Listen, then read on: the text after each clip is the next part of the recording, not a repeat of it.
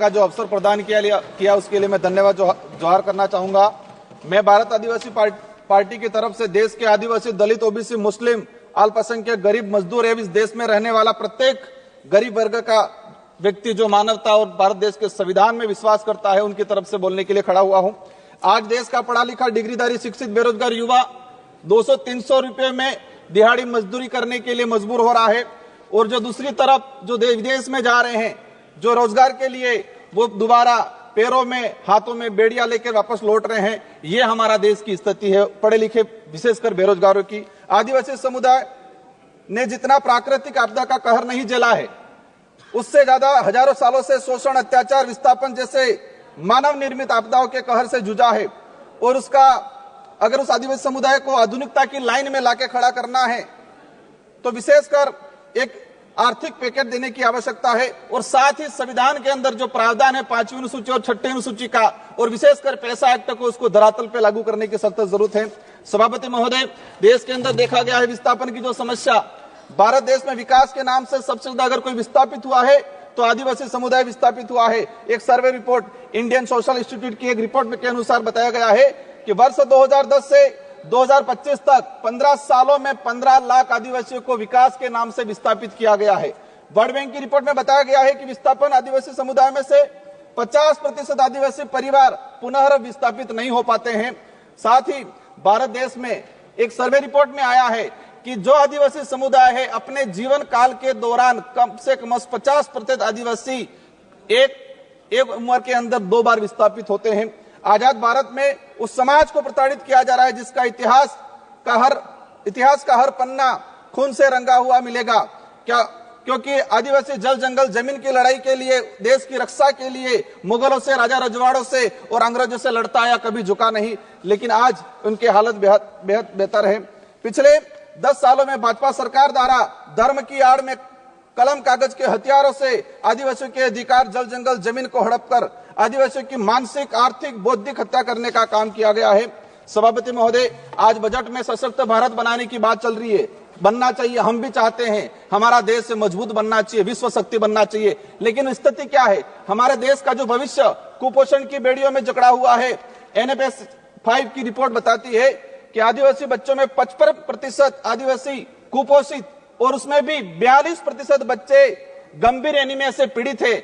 और आज देखा गया इस बजट के अंदर कि कुपोषण को दूर करने के लिए कोई बजट का प्रावधान नहीं किया गया है। बेटी बचाओ बेटी पढ़ाओ का नारा लगा रहे हैं। हमारे देश की महिलाओं के लिए हम भी चाहते हैं कि मजबूत बने, सशक्त बने। लेकिन हकीकत क्या है? देश के अंदर देखा गया है कि आदिवासी समुदाय में विशेषकर हर तीसरी महिला कुपोषण का शिकार है और हर दूसरी महिला एनीमिया का शिकार है।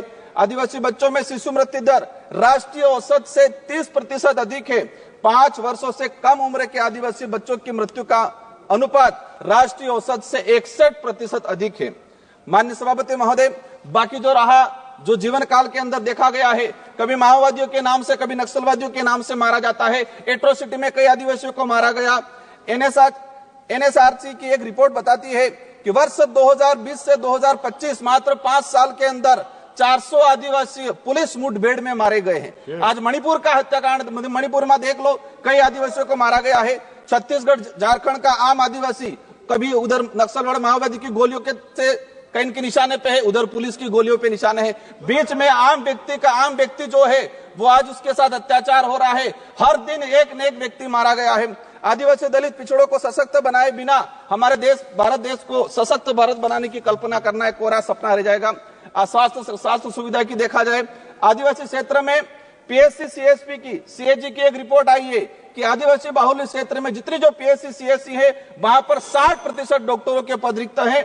देश में मात्र 18% आदिवासी गर्भवती महिलाओं को ही संस्थागत प्रसव का लाभ मिल पा रहा है। संस्थागत प्रसव का सिर्फ मात्र 18%। सभापति महोदय, 1 मिनट का रहा है। शिक्षा की बात करें, हमारे राजस्थान के अंदर झाड़ोल कोटड़ा के अंदर जहां से एक मंत्री जी आते हैं, वहां पर 14 वर्ष से अधिक बच्चों को स्कूल और पेन, पेंसिल, किताब क्या है वो नहीं पता है। आज देखा गया है यूनेस्को की एक रिपोर्ट में देश में देश में 35% आदिवासी बच्चे ड्रॉप आउट हो रहे हैं और राष्ट्रीय औसत 12% है। 8%, मात्र 8% आदिवासी युवा उच्च शिक्षा की पढ़ाई पूर्ण कर पा रहा है। देश के अंदर देखा गया है वर्तमान में कि 85% आदिवासी परिवार की पहली पीढ़ी पढ़ रही है और 20% आदिवासी ऐसा है जिनकी पहली पीढ़ी भी आज पढ़ाई नहीं कर पा रही है। बकाया छात्रवृत्ति 2-2 साल से छात्रवृत्ति नहीं आ रही। हमारे राजस्थान के अंदर केंद्र से बजट रिलीज नहीं हुआ है। राष्ट्रीय विदेश छात्रवृत्ति योजना शुरू की 2013 के अंदर 20 बच्चे जा रहे थे आदिवासी समुदाय के, मैडम 1 मिनट का रहा है, और आज भी 20 बच्चे जा रहे। 2013 में हमारे देश से विदेश में 1,90,000 बच्चे पढ़ने जा रहे थे। आज 2024 के अंदर 13 लाख जा रहे हैं, लेकिन आदिवासियों के लिए वो 20 सीटें हैं, वही 20 सीटें आज तक वो बढ़ाई नहीं गई है। लास्ट में अंतिम में कहना चाहूंगा, नरेगा के अंदर इस बार देखा गया बजट कोई नहीं बढ़ा गया है। नरेगा की मजदूरी 200 रुपए मिल रही है, उसको 600 रुपए तक किया जाए और 100 दिन का जो रोजगार है वो 200 दिन तक किया जाए। साथ ही आंगनवाड़ी कार्यकर्ता से हर प्रकार की सर्वे करा जाते हैं, सेंट्रल गवर्नमेंट इसको हैंडओवर करे और आंगनवाड़ी कार्यकर्ता सहायिका को एक राजकीय कर्मचारी का दर्जा दिया जाए और उसको नियमित करके भुगतान किया जाए। जल जीवन मिशन की बात हो रही थी, लेकिन ट्राइबल इलाके के अंदर 27% टारगेट अभी तक पूरा हुआ है, वो भी सैंक्शन, धरातल पे पानी नहीं पहुंचा है। अंत में कहना चाहूंगा, एकलव्य मॉडल की बात चल रही थी। हम चाहेंगे, अभी घोषणा के स्वागत करते हैं इस बात का, लेकिन उसको धरातल पे इंप्लीमेंट बहुत जल्दी होना चाहिए। किसानों की बात है, देखा गया किसानों पे गोलियां बरसाई जा रही। किसान क्या डिमांड कर रहा है? एमएसपी की डिमांड कर रहा है। किसान चाहता है जो खेत में जिस मेहनत से उसने कमाया है सभा की कार्रवाई